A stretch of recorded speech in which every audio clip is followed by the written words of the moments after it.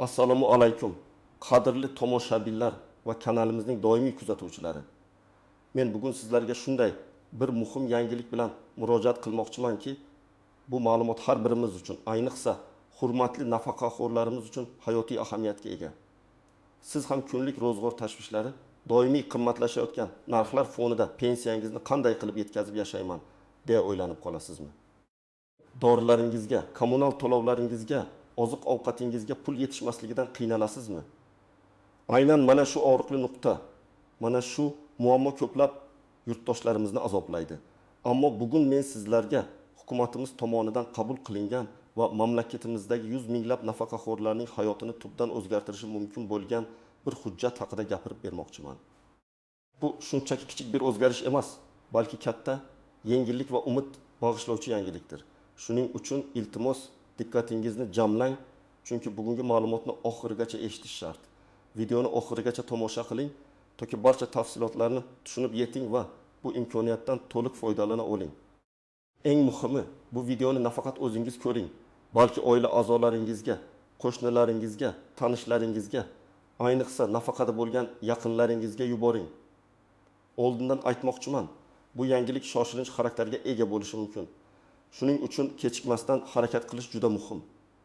Kanalimizga hozirroq obuna bo'ling va videoga like bosing. Bu bizning mehnatimizga bergan eng katta bahoyingiz bo'ladi. Muammoning mohiyati. Avvallari va hozirgi vaziyat keling.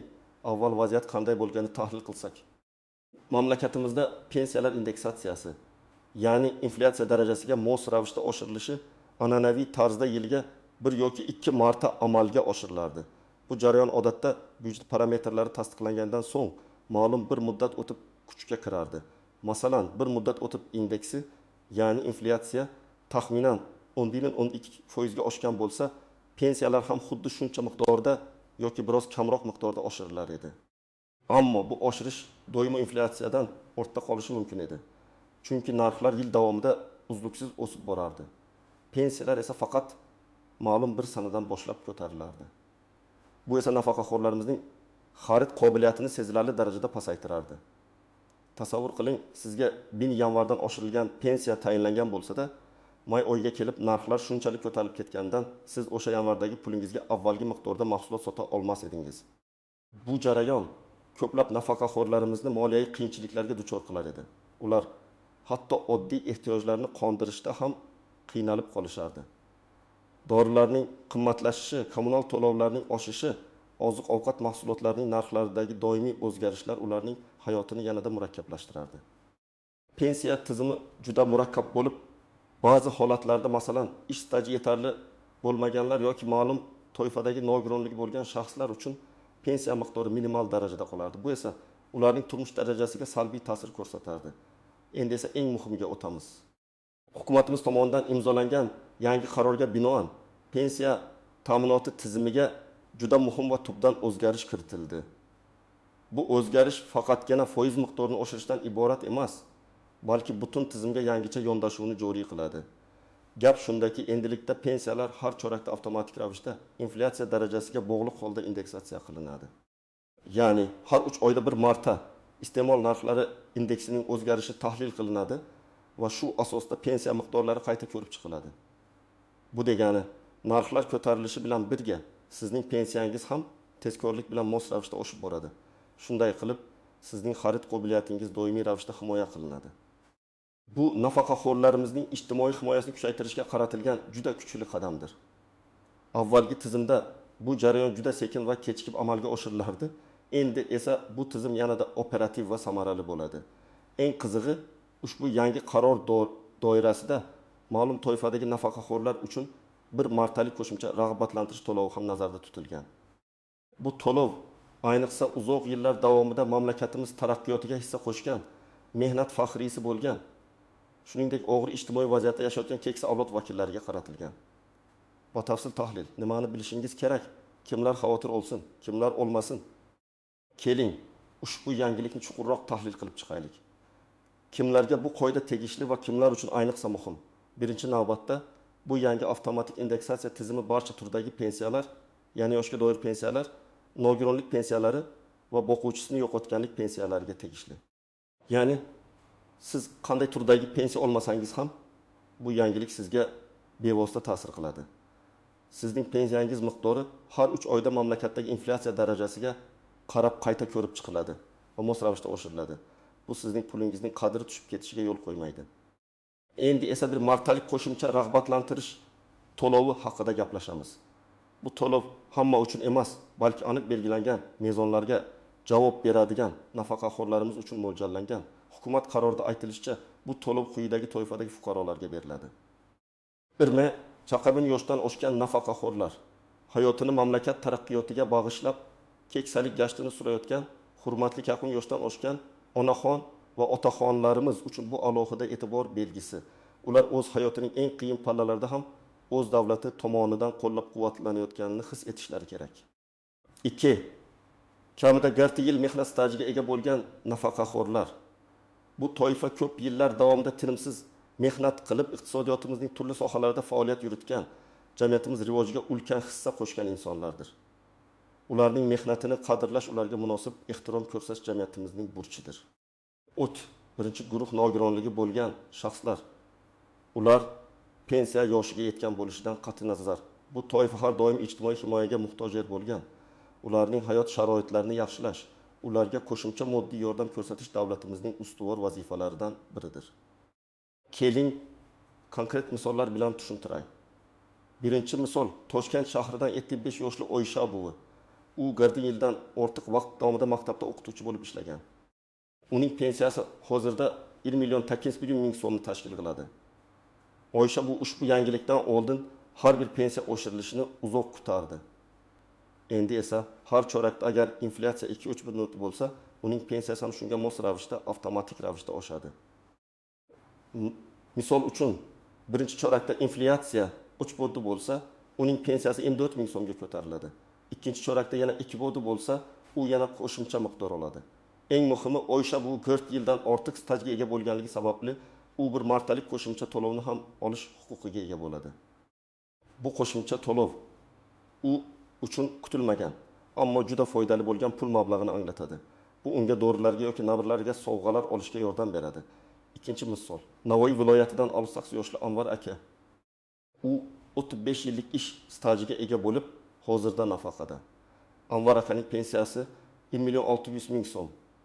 U avtomatik indeksatsiya tizimidan foydalanadi. Ya'ni uning pensiyasi ham har chorakda inflyatsiyaga qarab o'sib boradi. Biroq uning ish staji 4 yilga yetmaganligi va yoshi taqamdan past bo'lganligi sababli u bir martalik qo'shimcha to'lovni ola olmaydi. Anvar aka singari fuqarolar uchun xavotirlanishga sabab yo'q. Ularning pensiyalari baribir inflyatsiyadan himoyalangan holda oshib boraveradi. Faqatgina bir martalik qo'shimcha to'lov ularga tegishli bo'lmaydi. Bu esa adolatli tizimni ta'minlashga yordam beradi. Chunki bu to'lov eng muhtoj va xizmatlari alohida e'tirof etilgan shaxslarga qaratilgan. 3-misol, Samarqand shahridan 25 yoshli Gulnora opa. U birinchi guruh nogironi va nogironlik pensiyasi oladi. Gulnora opaning pensiya miqdori 1 million 400 ming so'm. Yangi qonunga ko'ra u ham avtomatik indeksatsiyadan foydalanadi. Ya'ni uning pensiyasi ham inflyatsiyaga qarab oshiriladi. Eng muhimi, u yoshidan qat'iy nazar birinchi guruh nogironi bo'lganligi sababli bir martalik qo'shimcha rag'batlantirish to'lovini olish huquqiga ega. Bu uning sog'ligini yaxshilash, reabilitatsiya muolajalari yoki maxsus ehtiyojlari uchun qo'shimcha mablag' topishiga yordam beradi. Bu shuni anglatadiki, yoshi taqvimiga yetmagan yoki 20 yillik staji bo'lmaganlar ham agar ular birinchi guruh nogironligi bo'lsa, ushbu yordamni oladilar. Shuni ta'kidlash lozimki, agar siz yuqorida sanab o'tilgan toifalardan biriga mansub bo'lsangiz, demak sizga bu yangilik ayniqsa muhimdir. Agar siz u toifaga kirmasangiz ham xavotirlanishga hojat yo'q. Chunki sizning pensiyangiz ham endilikda inflyatsiyadan ishonchliroq himoyalangan holda har chorakda oshib boradi. Bu butun nafaqaxo'rlar qatlami uchun katta yengillikdir.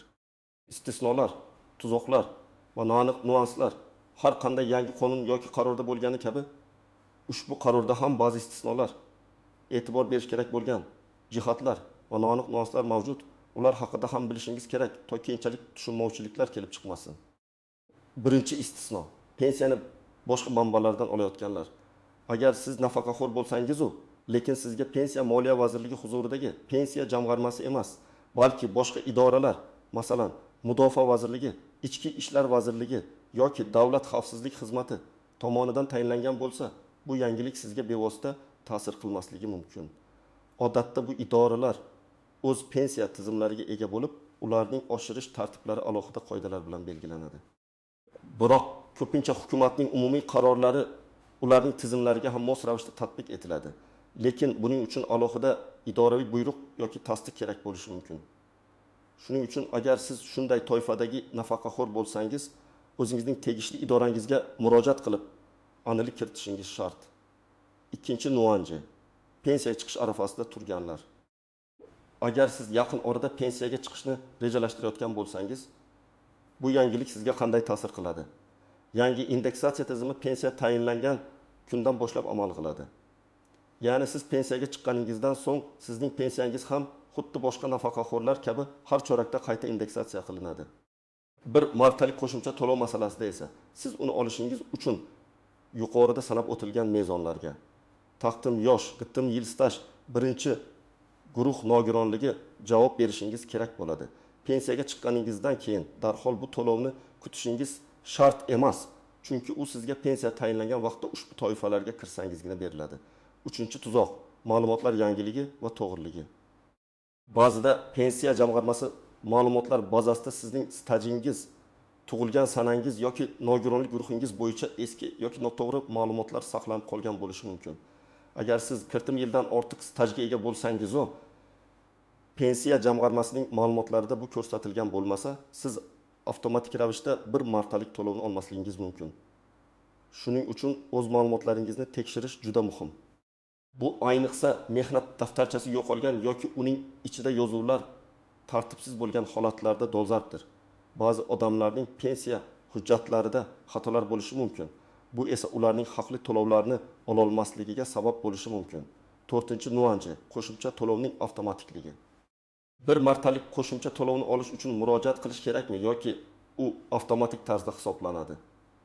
Hukumat qaroriga ko'ra bu to'lov pensiya jamg'armasi tomonidan mavjud ma'lumotlar asosida avtomatik tarzda hisoblab chiqilishi va pensiya bilan birga to'lanishi lozim.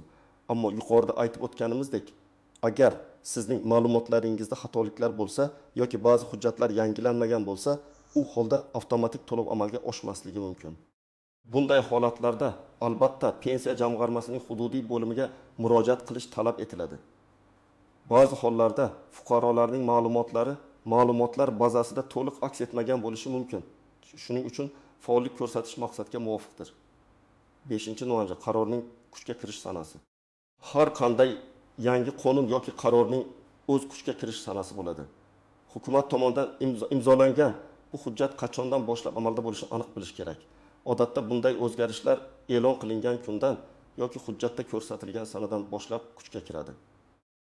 Bu ma'lumotni rasmiy manbalardan, masalan, Oliy Majlis Qonunchilik palatasining veb saytidan yoki Xalq so'zi, Pravda Vostoka gazetalari orqali aniqlashtirish mumkin. Ba'zida qarorning ayrim bandlari turli muddatlarda kuchga kirishi mumkin. Shuning uchun butun hujjatni diqqat bilan o'qib chiqish tavsiya etiladi. Amaliy maslahatlar: nima qilishingiz kerak? Endi esa eng muhim qismga, ya'ni siz nima qilishingiz kerakligiga o'tamiz. Vaziyatni tushundingiz, ammo endi qanday harakat qilishni bilishingiz kerak. Birinchi qadam: rasmiy ma'lumotni tekshiring. Eng avvalo, bu yangilik haqidagi rasmiy ma'lumotni o'zingiz mustaqil ravishda yoki yaqinlaringiz yordamida tekshirib ko'ring. Buning uchun siz bir nechta usuldan foydalanishingiz mumkin. O'zbekiston Respublikasi Moliya vazirligi huzuridagi pensiya jamg'armasining rasmiy veb-saytiga PFMFUZ tashrif buyuring.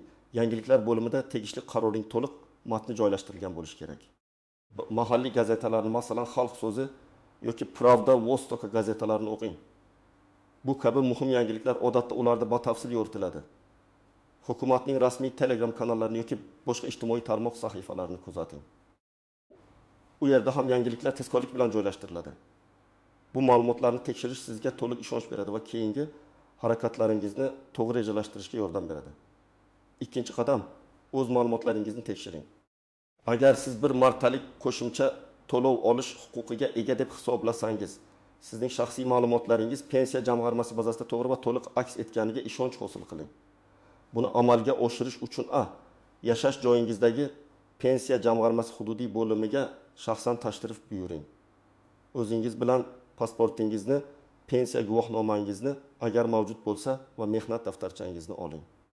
Bu mutaxassisdan sizning ish stajingiz, tug'ilgan sanangiz va nogironlik guruhingiz haqidagi ma'lumotlarni tekshirishni so'rang. Agar noto'g'ri ma'lumotlar aniqlansa, darhol ularni to'g'rilash chorasini ko'ring. Bu sizning haqli pulingizni olishingiz uchun asos bo'ladi. Misol uchun, ko'pincha eski mehnat daftarchalarida staj hisoblashda xatolar bo'ladi yoki ayrim ish joylaridagi yozuvlar chalkash bo'lishi mumkin. Bularni hozirdanoq to'g'rilash kerak. 3-qadam. Agar kerak bo'lsa, ariza yozing. Garchi bir martalik to'lov avtomatik tarzda amalga oshirilishi kerak bo'lsa-da, ba'zi holatlarda sizdan ariza yozish talab qilinishi mumkin. Bu ayniqsa sizning ma'lumotlaringiz yangilanmagan yoki pensiya jamg'armasida ular haqida aniq ma'lumot bo'lmagan holatlarda yuzaga keladi. Ariza yozish tartibi pensiya jamg'armasi hududiy bo'limida namuna arizalari bo'ladi. Ulardan birini so'rab oling. Arizada shaxsiy ma'lumotlaringizni, ism, familiya, otasining ismi, pasport seriyasi va raqami, yashash manzili, telefon raqami, pensiya guvohnomasi raqamini aniq ko'rsating. Murojaatingizning mohiyatini, ya'ni hukumat qaroriga muvofiq bir martalik qo'shimcha rag'batlantirish to'lovini olish istagingizni aniq ifodalang. Agar sizda qatim yillik staj bo'lsa, bu haqda yozing. Agar taqimli yoshdan oshgan bo'lsangiz, yoshingizni ko'rsating. Birinchi guruh nogironi bo'lsangiz, shu ma'lumotni kiriting. Arizaga qo'shimcha qilib quyidagi hujjatlarning nusxalarini ilova qiling. Pasport nusxasi, pensiya guvohnomasi nusxasi, mehnat daftarchasining nusxasi, stajni tasdiqlovchi hujjat sifatida nogironlik guvohnomasi nusxasi agar mavjud bo'lsa, bank kartasi raqami yoki hisob raqamingiz pulni o'tkazish uchun. Ba'zi hollarda naqd pulda olish imkoniyati ham bo'lishi mumkin. Ammo bu haqda pensiya jamg'armasi xodimlari bilan maslahatlashing. Arizani 2 nusxada yozing. Bir nusxasini pensiya jamg'armasiga topshiring va ikkinchi nusxasiga qabul qilgan xodimning imzosi, sanasi va muhrini qo'ydirib oling. Bu sizning murojaatingiz tasdiqlanganligini ko'rsatadi va kelgusida muammolar tug'ilganda isbot bo'ladi. 4-qadam. Murojaatlarni kuzatib boring. Arizani topshirganingizdan so'ng pensiya jamg'armasi xodimlari bilan aloqada bo'ling. Sizga ma'lum bir muddat ichida javob berilishi kerak. Agar uzoq vaqt javob bo'lmasa, murojaatingiz holatini so'rang. Telefon orqali yoki shaxsan borib murojaat qilishdan tortinmang. Xodimlardan javobni yozma shaklida berishni so'rash huquqingiz bor. 5-qadam. Shoshilmang, ammo kechikmang. Har qanday yangi imkoniyatdan foydalanish shoshilmaslik, ammo kechikmaslik kerak. Yangi qaror kuchga kirgan zahoti tezda harakat qilishga urining. Ammo hamma ishni bir kunda bajarishga intilmang. Eng muhimi aniq ma'lumotlar bilan qurollangan holda va tartibli ravishda harakat qilishdir. Chunki ba'zi imkoniyatlar cheklangan muddatga ega bo'lishi mumkin. Bu holatda bir martalik to'lov uchun muddati cheklanmagan bo'lsa-da, ammo kechiktirishga asos yo'q. Xulosa va yakuniy murojaat mana, aziz do'stlar, bugungi muhim yangiliklar haqidagi barcha tafsilotlarni sizga yetkazdim. Bu hukumatimiz tomonidan amalga oshirilgan juda katta va muhim qadam bo'lib, nafaqaxo'rlarimizning hayot sifatini yaxshilashga qaratilgan har chorakdagi avtomatik pensiya indeksatsiyasi sizning xarid qobiliyatingizni doimiy ravishda himoya qiladi. Bir martalik qo'shimcha to'lov esa eng muhtoj va xizmatlar e'tirof etilgan fuqarolarimiz uchun katta yordam bo'ladi. Umid qilamanki, bugungi ma'lumotlar siz uchun foydali bo'ldi. Bu videoni tomosha qilib, kelajakda pul bilan bog'liq muammolaringizning bir qismini hal qilishga imkon beradigan qadamlarni aniq bilib oldingiz. Shunday ekan, xotirjamlik bilan harakat qiling va barcha imkoniyatlardan to'liq foydalaning. Sizning fikringiz biz uchun juda muhim. Ushbu yangilik haqida qanday fikrdasiz? Siz pensiyalaringizning oshirishini kutganmisiz? Siz yuqorida sanab o'tilgan toifalardan biriga kirasizmi? Iltimos, o'z fikr va mulohazalaringizni sharhlar bo'limida yozib qoldiring. Sizning har bir izohingiz boshqa tomoshabinlar uchun ham foydali bo'lishi mumkin. Agar bu video sizga yoqqan bo'lsa va foydali ma'lumotlar olgan bo'lsangiz, iltimos videoga like bosing. Bu bizning kanalimiz rivojiga katta hissa qo'shadi. Va eng asosiysi, hali ham kanalimizga obuna bo'lmagan bo'lsangiz, hozirroq obuna bo'lish tugmasini bosing va qo'ng'iroqcha belgisini faollashtiring. Shunda bizning keyingi muhim videolarimizni o'tkazib yubormaysiz. Biz sizni doimo eng muhim va dolzarb ma'lumotlar bilan ta'minlashda davom etamiz. O'zingizni ehtiyot qiling, aziz yurtdoshlar. Sog' bo'ling.